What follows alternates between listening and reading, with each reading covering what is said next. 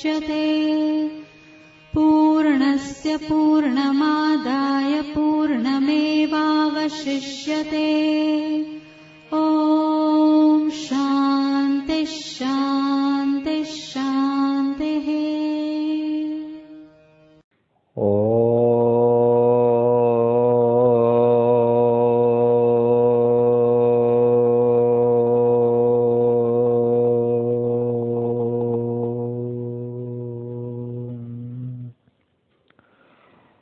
भद्रं कर्णेभिः शृणुयाम देवाः भद्रं पश्येमाक्षभिर्यजत्राः स्थिरैरङ्गैस्तुष्टुवागुंसस्तनभिर्व्यसेमा देवहितं यदायुः।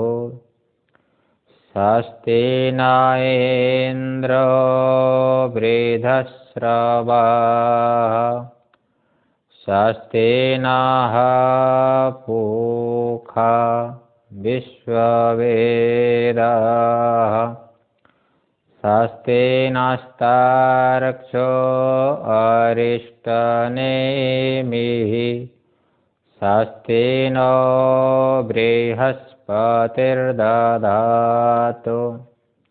ॐ शान्तिः शान्तिः शान्तिः।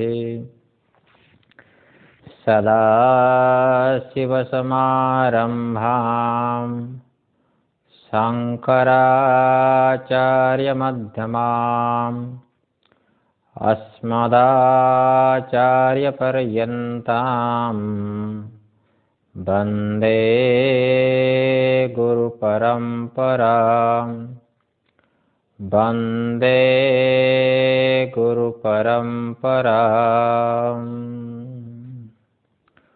ॐ शान्तिः शान्तिः शान्तिः।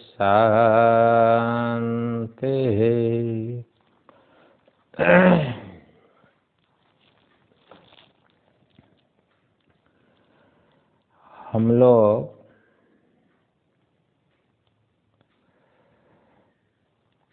मांडुक्य कारिका के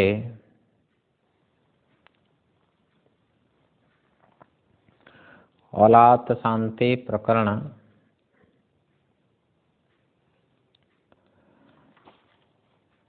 94 नंबर कारिका के ऊपर विचार किया।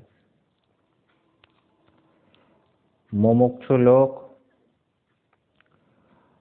अद्वैत आत्मा का विचार में प्रवृत्त हो जाए, उसमें रुचि हो जाए, अनुराग हो जाए साधन में, इसलिए निंदा की गई। भेद का विचार करने वाले, संसार का विचार करने वाले की निंदा की गई। उसकी निंदा से किसकी स्थिति हुई? जो अद्वैत आत्मा का जो विचार करते हैं उसकी स्तुति हो गई। हाँ, जब तक आप अद्वैत आत्मा का विचार करने में असमर्थ है, आपका चित्त शुद्ध नहीं है, तो उसको ऐसे अशुद्ध अंतःकरण वाले की प्रभु को प्रवृत्ति कराई जाती है कर्म में, उपासना में।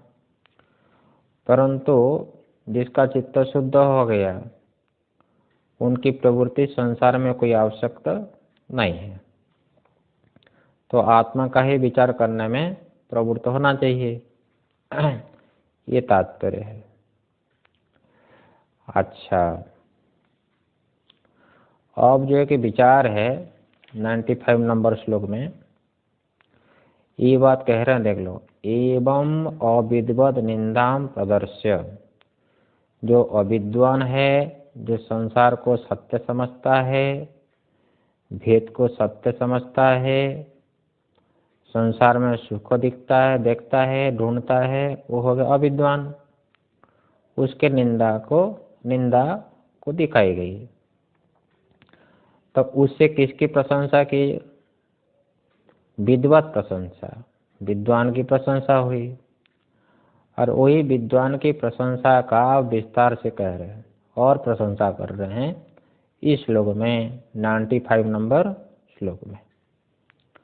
देखो नारायण, 95 नंबर श्लोक। अजे साम्ये तुये केचित्, अजे साम्ये तुये केचित् भविष्यन्ते सुनिश्चिताः, भविष्यन्ते सुनिश्चिताः ते हि लोके महाज्ञानाः, ते हि लोके महाज्ञानाः तच्च लोको न गाह्यते, तच्च लोको न गाह्यते। देखो जी, कहते हैं कि सुनिश्चिताः, ये कह देखो, सुनिश्चित सुनिश्चित है। तो सुनिश्चिताः मतलब क्या है? सुष्ठु निश्चितः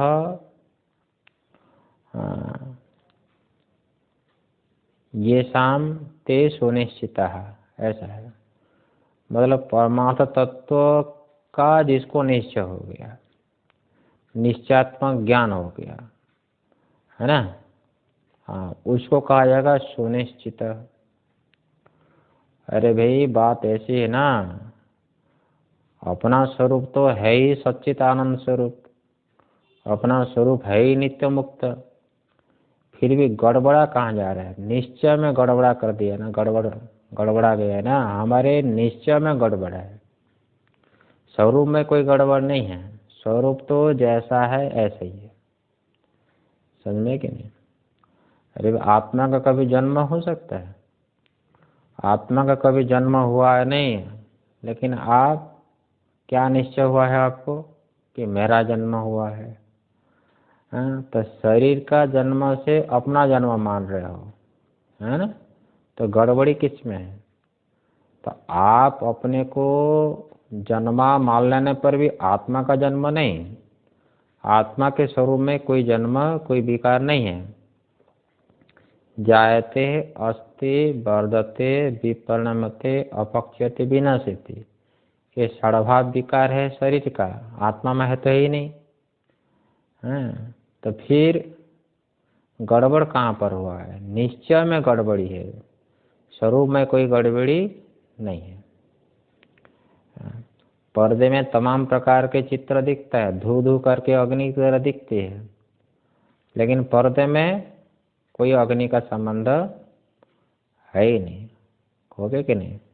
इस बगैर बंधन, आत्मा बंधन में नहीं है, वो नित्य मुक्त है, नित्य मुक्त है। लेकिन शरीर को लेकर मैं बंधा हूँ कह रहे हो, है कि नहीं? मान लीजिए, तो व्यवहार में देख लो, कोई कहता है चलो सत्संग सुनने चलना है, आश्रम में चलते हैं, प्रेमपुरी आश्रम में, जैसे आप आते हो सत्संग सुनने के लिए, और दूसरे को बोलो देखो जिसकी रुचि नहीं है, वो क्या बोला, क्या करे, हम तो बंधे हैं। तो कहाँ बांधा है कोई किसी को बांधा है क्या? कोई किसी को बांधता नहीं है, फिर भी वो मान लिया वो, हाँ। तो समझने में गड़बड़ी होती है, स्वरूप में कोई गड़बड़ी नहीं है। तो ये है, लेकिन जो विचार किया तो क्या है? मेरा तो शरीर से कोई संबंध तो है ही नहीं, मैं तो अज हूँ, मैं तो साम्य हूँ, है ना, मैं तो ज्ञान स्वरूप हूँ, चित स्वरूप हूँ, आनंद स्वरूप हूँ, ये बोलते हैं। ठीक है, तो सुनिश्चिताः किसके विषय में सुनिश्चित हुए हैं? बोलते हैं अजय साम्ये, अपना जो स्वरूप है अज, अपना जो स्वरूप साम्य, हाँ, और भी ले लो वही, हाँ, जो आदि शांत है, मैं तो नित्य शांत हूँ, मैं तो परमानंद स्वरूप हूँ, मैं तो चित स्वरूप हूँ, स्वयं प्रकाश हूँ, मैं तो असंग हूँ। ये तीनों अवस्था में स्वामी हूँ। तीनों अवस्था में, जागृत, स्वप्न, सुषुप्त में मैं स्वामी हूँ, है कि नहीं? विषमता तो शरीर में होती है। विषमता कहाँ पर? शरीर में होती है। अस्थि में कोई विषमता नहीं है, समझ में ना? और चेतन में भी कोई विषमता नहीं होती है। चेतन में भी कोई विषमता नहीं है। तो ये घट आदि के विषय में वृत्ति में भेद होता है, लेकिन सभी वृत्तियों को प्रकाशित करने वाला जो नित्य ज्ञान स्वरूप है, उसमें कोई विषमता नहीं है ना? घट ज्ञान हुआ, अब घट ज्ञान को ही प्रकाशित कर दिया, अहम घटम जानामि, है ना? तो पट ज्ञान हुआ, तो पट ज्ञान को आपने प्रकाशित कर दिया। तो आप जो प्रकाश स्वरूप हो, साक्षी स्वरूप हो, तो उसमें कहाँ विषमता है? उसमें कोई विषमता नहीं है ना? तो सूर्य का प्रकाश देखो, एक ही प्रकाश होता है। सूर्य का एक ही प्रकाश होता है, उसमें तमाम प्रकार के मणि रख दो। लाल मणि रख देंगे तो वो प्रकाश लाल दिखाई देगा, है कि नहीं? हरी मणि रख देंगे तो प्रकाश हरा हरा दिखाई देगा।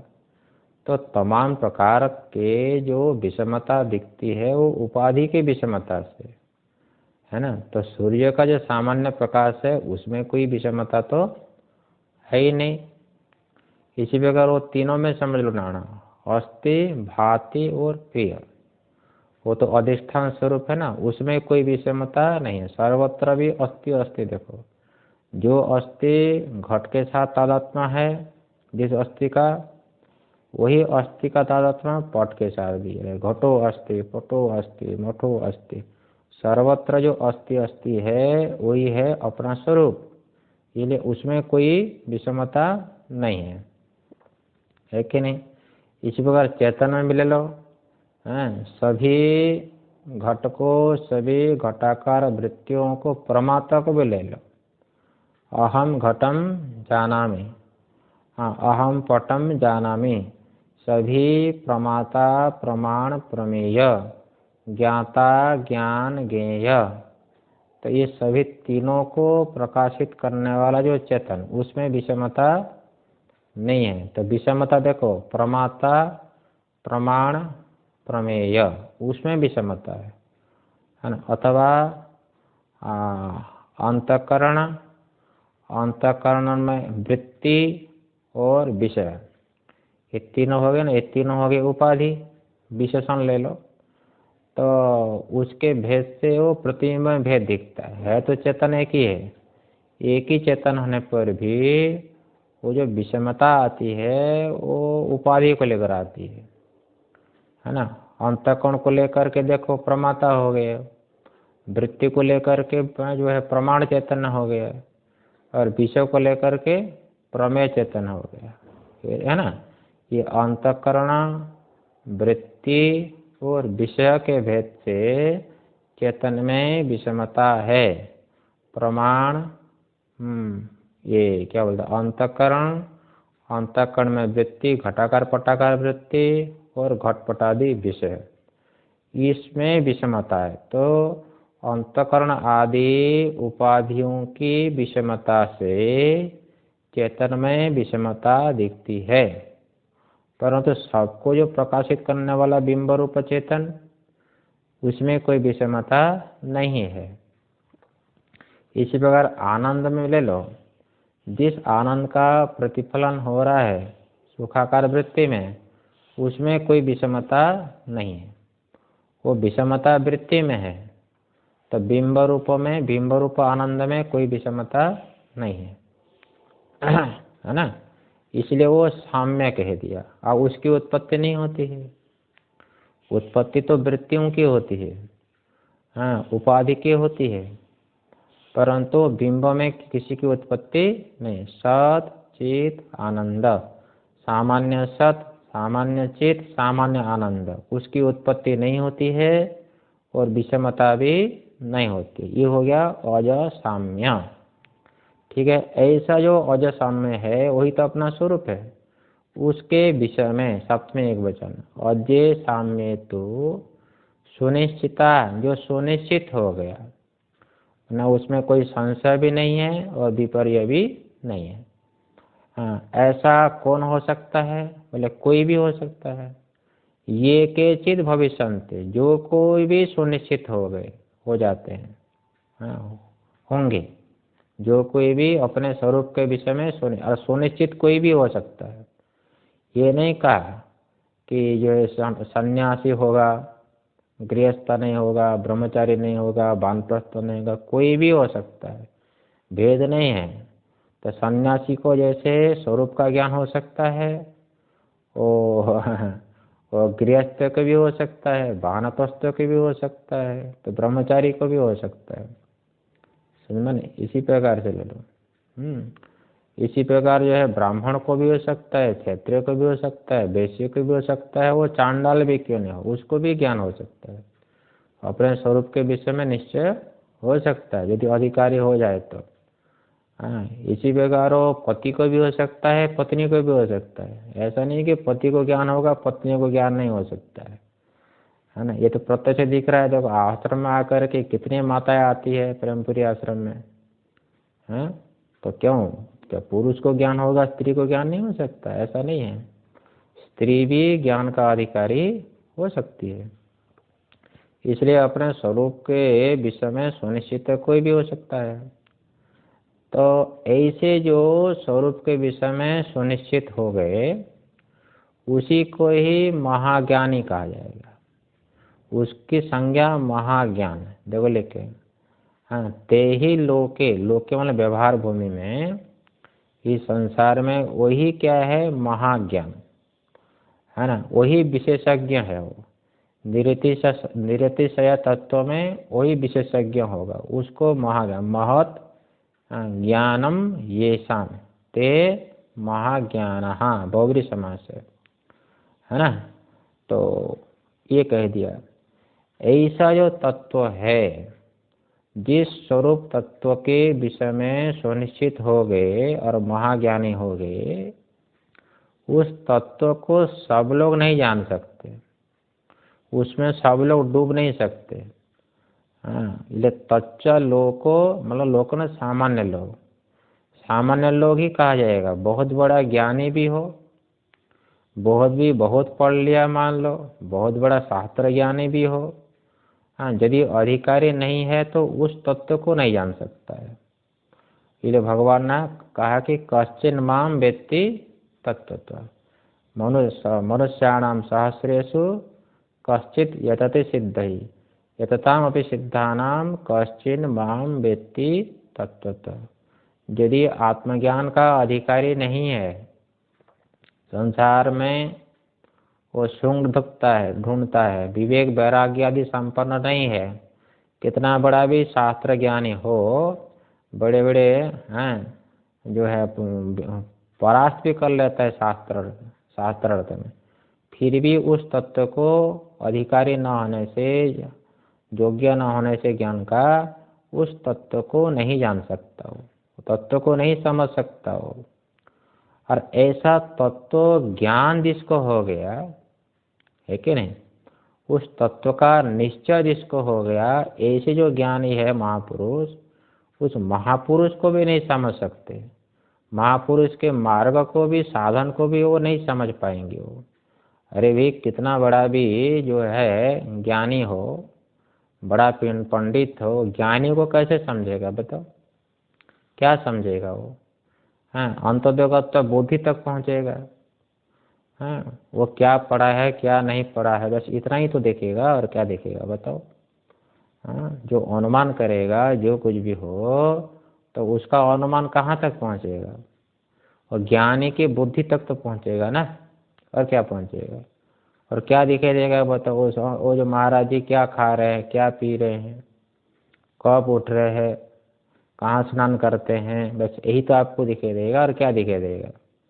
हाँ, उसकी उपाधि ही और उपाधि का वो धर्म ही आपको दिखाई देगा ना। हाँ, तो स्वरूप को नहीं समझ सकता हो, ज्ञानी की स्थिति को नहीं समझ सकता हो, क्या समझेगा बताओ? नहीं समझ सकता हो। वो विशुद्धानंद जी महाराज थे ना, विशुद्धानंद जी महाराज थे काशी में, जिनका शास्त्रार्थ भी हुआ था। जो आर्य समाज के जो दयानंद सरस्वती है ना, उनसे भी शास्त्रार्थ हुआ था। तो वो दरभंगा जो राजा आया ना, दरभंगा राजा आया विशुद्धानंद महाराज के पास। तो विशुद्धानंद महाराज जी जो है ना, पान खाते थे, पान। वो पान खाते थे भोजन के बाद। काशी में पान खाने की परंपरा तो है ही वो। तो भोजन के बाद वो पान खाते थे वो। और पान खाकर जो पीक होता है ना, मुंह से जो पीक निकलता है, वो पीक कहाँ तो थूकते थे वो? सोने की हांडी थी ऐसे बगल में जो है ना, वो सोने की हांडी रखे थे, उसमें जो पीक मारते थे।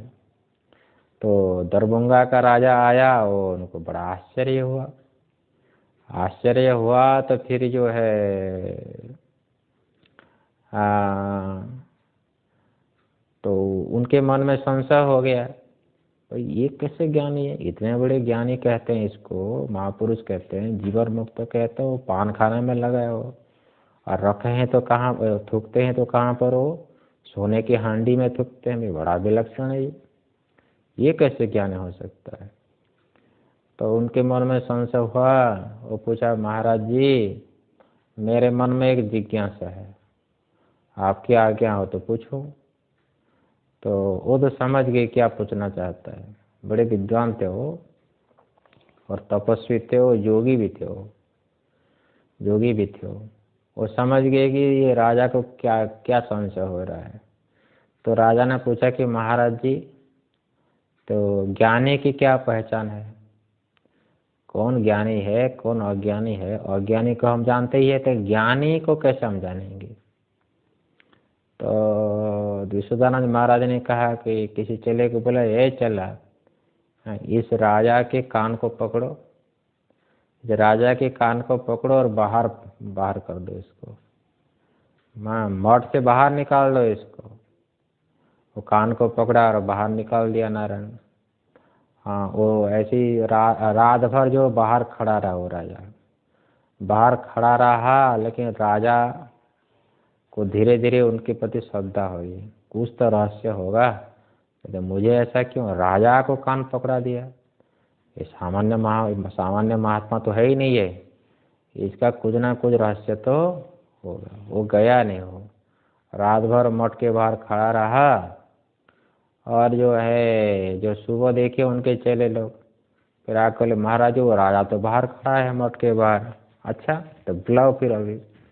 फिर जो है वो सुबह फिर बुलाया उनको, तो कुछ समझा, ज्ञानी को पहचाना कि ज्ञानी की क्या पहचान होती है। तुमको क्या दिखाई देता है कि शरीर से क्या हो रहा है, क्या खा रहे हैं, क्या पी रहे हैं, यही तो तुमको दिखाई दे रहा है। ज्ञानी इस स्थिति में नहीं है। तुम क्या समझोगे ज्ञानी की स्थिति को?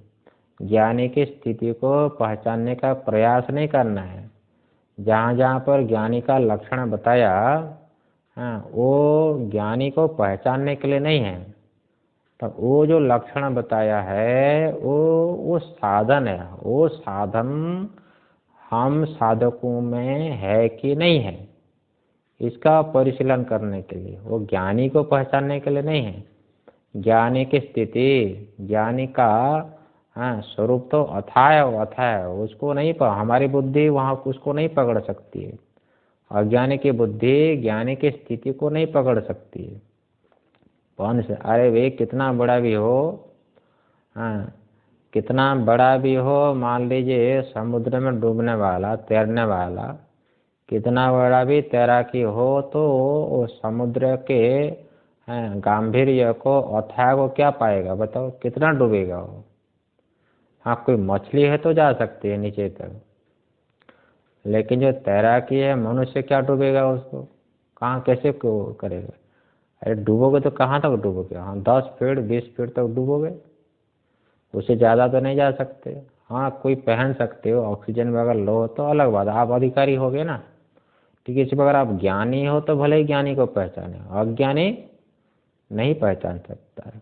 इसलिए कहते हैं यहाँ पर तच्चलो को न कहाते, सामान्य लोग उसको नहीं पहुँच सकते, नहीं जान सकता है। हाँ ऐसा होता है। तो ये है तात्पर्य नारायण। अच्छा भाई, तो अब देखो श्लोक के ऊपर जो है ना थोड़ी सी टीका है।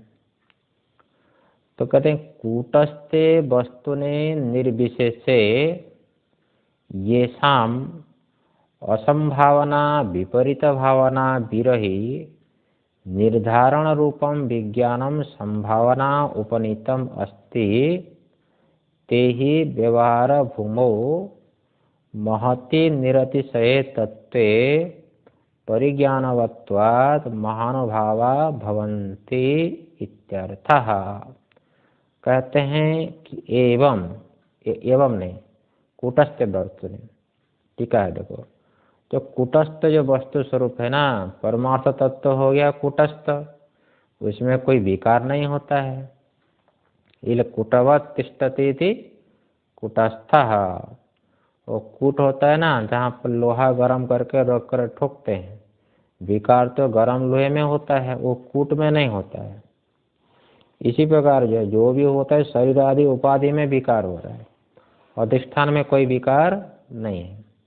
तो कूटस्थ वस्तु ने, और उसमें कोई विशेष नहीं है, ये निर्विशेष कहा। ये निर्गतम निर्गतः विशेष निर्गतः विशेषः यस्मात्, जिसमें कोई विशेष कोई प्रकार नहीं है, कोई गुण धर्म संबंध है ही नहीं, ऐसा जो निर्विशेष कूटस्थ वस्तु तत्व, उसमें जिसका निर्धारण हो गया, जिसका ज्ञान हो गया।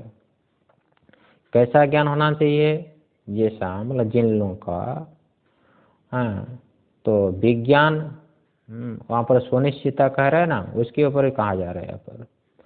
असंभावना विपरीत भावना विरही निर्धारण रूपम विज्ञानम है। देखो निर्धारण रूप विज्ञान, हाँ विशिष्टम ज्ञानम विज्ञानम। विशिष्ट ज्ञान क्या होता है? विशेष रूप से ज्ञान। विशेष रूप से ज्ञान क्या होता है? निर्धारण रूपम। किसको निर्धारण विज्ञान कहा जाएगा? बोलते हैं कि असंभावना विपरीत भावना विरही। असंभावना होती है, असंभावना एक दोष है। असंभावना क्या है? तो प्रमाण में असंभावना हो जाती है, प्रमाण में असंभावना है ना, प्रमेय में भी असंभावना हो जाती है, संशय भी होता है और जो है असंभावना भी हो जाती है। संशय होता है, देखो प्रमाण में संशय होता है। देखिए वेदांत का तात्पर्य किस में है? वेदांत का तात्पर्य कर्म में है कि उपासना में है, ज्ञान में? कहीं कहीं कर्म से मुक्ति बताई, कहीं उपासना से, कहीं ज्ञान से मुक्ति बताई। इसलिए वेदांत प्रमाण का तात्पर्य किस में है, ये संशय होता है, संशय हो जाता है। और विपरीत भावना भी। अच्छा, असंभावना करने से क्या हुआ कि वेदांत का तात्पर्य ज्ञान में नहीं है, वेदांत का तात्पर्य अद्वैत आत्मा में नहीं है, हाँ वो कर्म में, ये असंभावना संभव है ही नहीं। वेदांत प्रमाण से अद्वैत आत्मा का ज्ञान हो, साक्षात्कार हो, मोक्ष हो, ये संभव है ही नहीं। उसकी निवृत्ति श्रवण से होती है। वेदांत श्रवण से संशय की भी निवृत्ति हो जाएगी, प्रमाणगत संशय, और असंभावना की भी निवृत्ति हो जाएगी। संशय नहीं होता है कि वेदांत का तात्पर्य किस में है ना, और असंभावना भी नहीं होती है। निश्चय हो जाते कि वेदांत का तात्पर्य एक जीव ब्रह्म एकत्व विषय का निर्धारण में ही है। इसको कहते हैं श्रवण। वेदांतानाम अशेषाणाम आदि मध्यवसानतः ब्रह्मात्मन्येव तात्पर्यम इति ही श्रवणम भवेत्। इसको कहते हैं भाई श्रवण कहा जाता है, श्रवण श्रवण श्रवण, है ना। अच्छा तो देखिए, तो वेदांत का श्रवण करने से, वो भी आचार्य के मुख से, तो असंशय और असंभावना रूप दोष चला जाता है प्रमाण के विषय में। लेकिन विपरीत भावना रहती है ना। अच्छा एक बताया। अच्छा तो प्रमाणगत संशय और असंभावना,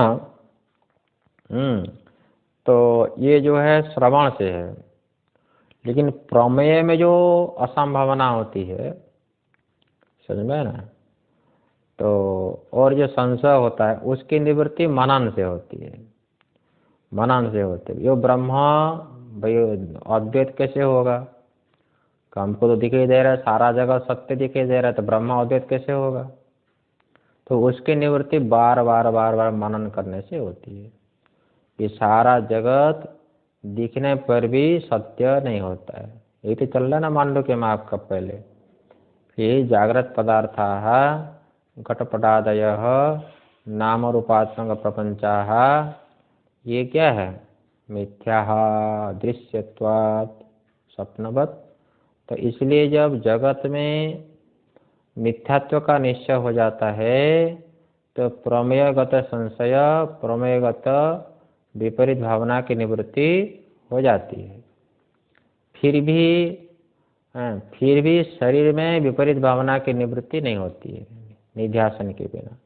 अहम कहने से शरीर भी आ जाता है। ये जो विपरीत भावना है क्या, कि मैं ब्रह्मा नहीं हूँ, अद्वैत ब्रह्मा नहीं हूँ, मैं तो मनुष्य हूँ, मैं तो विद्वान हूँ, मैं तो सन्यासी हूँ, मैं तो गृहस्थ हूँ, ये जो विपरीत भावना है, तो इसकी निवृत्ति निध्यासन से होती है। तो ये जो निवृत्त हो गया श्रवण मनन निध्यासन से, है ना, तो असंभावना विपरीत भावना विरही, असंभावना से रहित ज्ञान और विपरीत भावना से भी रहित ज्ञान, उसको कहते हैं साक्षात्कारात्मक ज्ञान, अपरोक्ष ज्ञान, दृढ़ अपरोक्ष ज्ञान भी कह सकते हो। दृढ़ अपरोक्ष ज्ञान, अप्रतिपद्य अपरोक्ष ज्ञान, और असंभावना विपरीत भावना रहित विपरीत ज्ञान, ये रहित अपरोक्ष ज्ञान। देखो लिख दिया ना, असंभावना विपरीत भावना विरही निर्धारण रूपम विज्ञानम। तो निर्धारण रूप जो विज्ञान है ये प्राप्त हो गया, ये प्राप्त हो गया, है ना। संभावना उपनीतम, ऐसे देखो, ये निध्यासन किए बिना विपरीत भावना की निवृत्ति नहीं होती है अहम के विषय में, ये निध्यासन करना होता है। इसलिए संभावना उपनीतम, ऐसा जो ज्ञान है, कैसा ज्ञान, असंभावना विपरीत भावना से रहित जो ज्ञान है, ये निध्यासन से प्राप्त होता है। इसलिए बोलते संभावना उपनीतम, निध्यासन से ही दृढ़ अपरोक्ष ज्ञान होता है, जो कि अज्ञान का निवर्तक, भ्रम का निवर्तक होता है। क्योंकि संसार अपरोक्ष है, ये भ्रम अपरोक्ष है। अहम मनुष्य, अहम ब्रह्मचारी, ये जो ज्ञान है ना, ये भ्रम है, ये है ना, ये तो अपरोक्ष हो रहा है। ये अनादिकाल से, ये मनन से निश्चय हो जाने पर भी ये संसार मिथ्या है, फिर भी अहम में, ये शरीर में ये विपरीत भावना बनती है, बनी रहती है दृढ़ संस्कार से, पूर्व संस्कार से। अनादिकाल से शरीर में अहम बुद्धि करके हमारा संस्कार दृढ़ है। संस्कार की दृढ़ता होने के कारण मनन से यद यद दृश्यम तत्तद मिथ्या यथा स्वप्नः, ऐसा निश्चय होने पर भी शरीर में अहम बुद्धि नहीं जाती है पूर्व संस्कार से। इसलिए कहा कि बहु जन्म दृढ़ाभ्यासात् देहादिषु आत्मनिक्षणात् पुनर्पुनरुदित्येव जगत सत्यत्व धीरपि। पंचदशीकार कहते हैं अनंत जन्म का संस्कार पड़ा है, इसलिए मनन से निश्चय हो जाने पर भी, मनन से संसार में मिथ्यात्व का निश्चय हो जाने पर भी अहम कहने से शरीर भी आता है। ये जो विपरीत भावना है इसकी निवृत्ति तो निध्यासन से होने वाला दृढ़ अपरोक्ष ज्ञान से ही होती है, अन्य से नहीं होती है। इसलिए यहाँ पर टीकाकार ने कहा कि संभावना उपनीतम, निध्यासन से ही दृढ़ अपरोक्ष ज्ञान होगा, है ना। अस्ति, ऐसा जिसको हुआ, ऐसा ज्ञान जिसको हुआ उसी को ही क्या बोल दिया था कि महाज्ञान बोल दिया था ना। तो श्लोक में ते ही लोके महाज्ञान लोकार्थ व्यवहार भूमो, ते ही व्यवहार भूमो, है ना। मतलब इस संसार में तो महति निरतिशय तत्वे परिज्ञानवत्वात् महानुभावा भवन्ति, उसकी संज्ञा महानुभाव होती है ना। वही वास्तविक पूजनीय है, वही प्रशंसनीय है ना। इसलिए कहते हैं महानुभाव, अनुभाव, मतलब उदार आशया। टिप्पणी में दिया मानो उदार आशया तो क्यों उसको महानुभाव कहा जाएगा? वो सर्व पूजनीय क्यों है? वो श्रेष्ठ क्यों है? बोलते परिज्ञानवत्व, है ना, मतलब वास्तविक ज्ञान हो गया, वो संशय विपर्य और अपरोक्ष ज्ञान हो गया। किसके विषय में?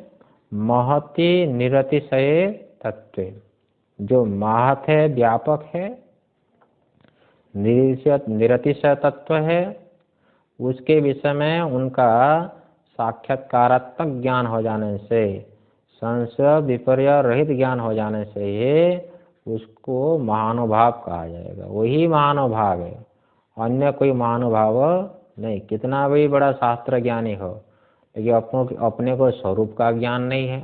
बहुत सुंदर व्याख्यान तो करता है ब्रह्म का, लेकिन ब्रह्म का साक्षात्कार नहीं है तो महानुभाव क्या कहोगे?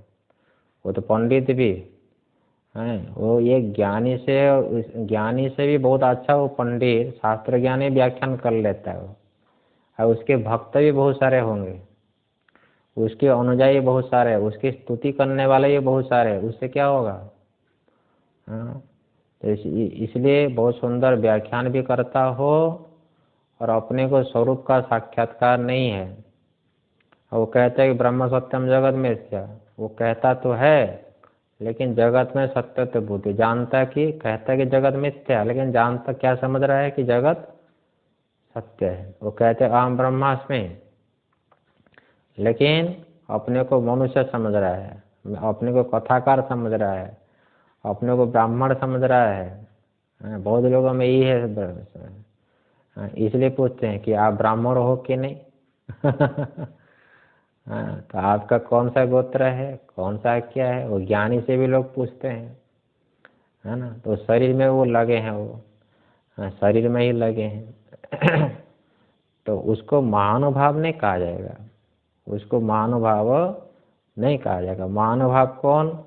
जिसका परिज्ञान हो गया निरतिशय परमार्थ तत्व में, उसी को ही महानुभाव कहा जाएगा।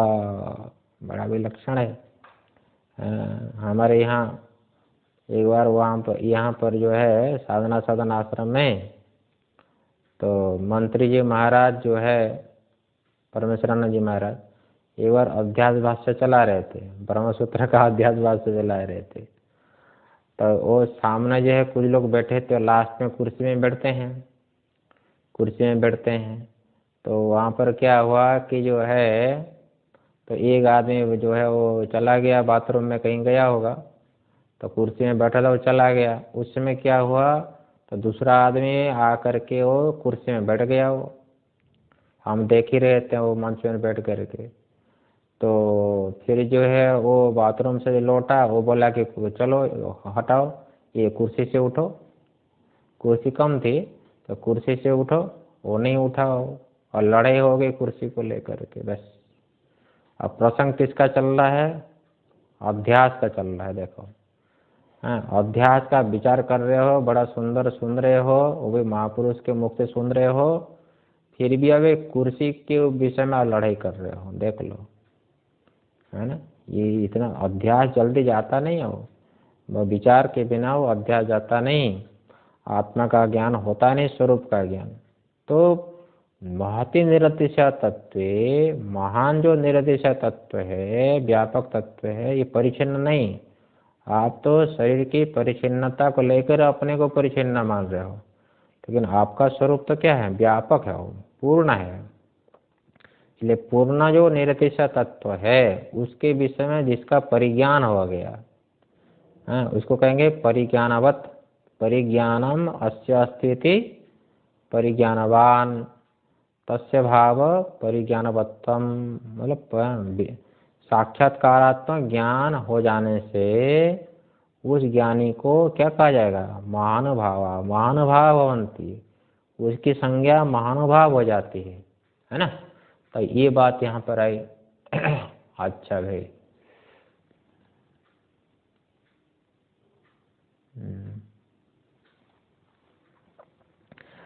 अब जो है थोड़ी सी टीका और देखो। ननो तत्व विषय ज्ञानस्य सर्वलोक साधारणत्वात्, बोलते हैं कि तत्व विषय जो ज्ञान है, भाई तत्व आत्मा तो है, यही तत्व तो कह रहे हो। तत्व को विषय करने वाला ज्ञान वो तो सब है ही, सबके पास है ही। हो कौन नहीं जानता आत्मा को? मैं हूं करके ज्ञान तो सबको होता ही है। तो सर्वलोक साधारणत्वात् अहम अस्मि, ऐसा ज्ञान तो सबको है ही हो। तो साधारणत्वात्, साधारण कौन हो गया? ज्ञान। सबको जो प्राप्त है उसको कहेंगे साधारण। तो कौन हो गया? आत्मा को विषय करने वाला ज्ञान। अहम अस्मि, मैं हूँ करे कौन नहीं जानता है?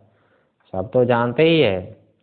इसलिए जब ऐसा है तो फिर तत्व ज्ञान बताम किमिति प्रशंसा प्रस्तुयते। तत्वज्ञानी जो है, इससे कोई अतिरिक्त तो आत्मा तो है ही नहीं, हो है ना। मैं हूं करके जो ज्ञान हो रहा है, यही तो आत्मा का ज्ञान है। और क्या ज्ञान है? नहीं, इससे अतिरिक्त कोई ज्ञान होता है जिसको तत्वज्ञानी कहते हो, उसकी तुम प्रशंसा क्यों कर रहे हो भाई? किमिति प्रशंसा प्रस्तुयते, प्रशंसा करने में क्यों लगे हो? आपका कोई काम नहीं है क्या? दूसरा कार्य कुछ करो, है ना। इसलिए बोलते हैं कि तच्च, देखो क्या बोलते हैं, क्या कहते कि तच्च लोको न गाहते। अरे भाई, उस ज्ञानी का जो स्वरूप है तत्व, निरतिशय तत्व, उसको सामान्य लोग नहीं जान सकता है। हाँ, इसलिए ज्ञानी की स्थिति को नहीं जान सकता, ज्ञानी को भी नहीं समझ सकता हो, ज्ञानी के स्वरूप को भी नहीं समझ सकता, ज्ञानी को भी नहीं समझ सकता हो, है ना। इसलिए तत्व ज्ञान साधारण नहीं है वो। सामान्य ज्ञान तो है ही, अहम अस्मि करके, वो तो अधिष्ठान है। अधिष्ठान का सामान्य ज्ञान तो सबको होता ही है। हाँ, इसलिए तो भ्रांति होती है। अधिष्ठान वही होता है जिसका सामान्य ज्ञान हो यह करके, जैसे सर्प का अधिष्ठान रज्जु हो गया। हाँ, क्योंकि इदम यह करके रज्जु का भान तो हो रहा है, लेकिन ये रज्जु है, रज्जुत्व ज्ञान नहीं हो रहा है। हाँ, ये विशेष ज्ञान है ना। तो विशेष ज्ञान जो है वही ना महान है। तो विशेष ज्ञान जब हो जाएगा तो भ्रांति नहीं होती। अहम अस्मि ये ज्ञान तो होता है, लेकिन अहम सच्चिदानंदो अस्मि, चिदारूपो हम। हाँ, ये बोलता तो है कि चिदानंदो हम, चिदारूपो हम। हाँ, फिर भी मैं चेतन स्वरूप ही हूँ। हाँ, ये भान कहाँ हो रहा है? मैं आनंद स्वरूप हूँ, कहाँ भान हो रहा है? तो सामान्य रूप से भान तो सबको होता ही है, लेकिन विशेष रूप से भान नहीं होता है ना। इसलिए बोल दिया कि तच्च लोको न गाहते। ये कारिका के ऊपर विचार हुआ। अब जो है भाई श्लोक के ऊपर देखो, श्लोकस्य तात्पर्य आह। अब ये श्लोक का तात्पर्य को बता रहे हैं कि यदिदम परमार्थ तत्वम अमाहात्मवीर अपंडितैर वेदांत बहिष्ठैः क्षुद्रैर अल्प प्रज्ञैर अनवगाह्यम। ये देखो भैया, बोलते हैं कि यदिदम परमार्थ तत्वम, जो प्रसंग में चल रहा है परमार्थ तत्व, वो कौन है? वो अज है। वो सम है कि नहीं, और जो है वो अभिन्न है, आदि शांत है, नित्य मुक्त है, ये जो परमार्थ तत्व, यदिदम परमार्थ तत्वम है, तो तद अनवगाह्यम, उसका अनवगाह्य नहीं होता है, उसका साक्षात्कार नहीं होता है। किसको नहीं होता है? तो बीच में सब तृतीयांत दे दिया है ना। अतत्व, ये क्या बोलता, अमहात्माभिर अपंडितेर वेदांत बहिष्ठे ही क्षुद्रे ही अल्प प्रज्ञ है। ये देखो, इनसे जो परमार्थ तत्व है उसका अवगाहन, उसका साक्षात्कार नहीं होता है, क्योंकि वो ज्ञान के अधिकारी नहीं है, तो ज्ञान कैसे होगा? इसका विचार हम लोग आगे करते हैं।